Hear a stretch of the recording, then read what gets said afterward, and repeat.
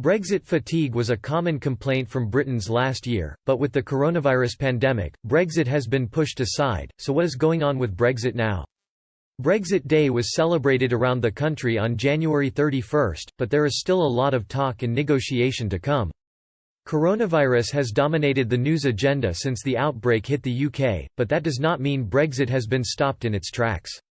But what exactly is happening with Brexit? The UK formally left the European Union on January 31, bringing an end to Britain's 47-year membership. The UK had by that date agreed its terms for its departure from the bloc, but now both sides need to take steps towards deciding what their future relationship will look like.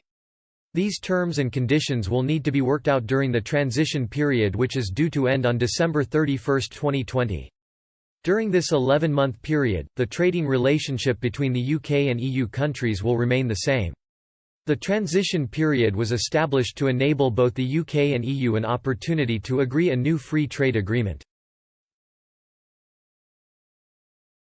When the UK formally left the EU, it agreed to leave the single market and customs union at the end of the transition period.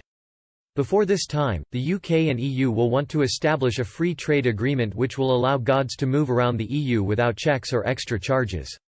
If a new one cannot be agreed, the UK faces the prospect of leaving with no deal in place, meaning tariffs will be imposed on UK goods moving to the EU and other barriers to trade. Prime Minister Boris Johnson is due to fly to Brussels in June for the fourth round of talks, but his first personal talks, with European leaders.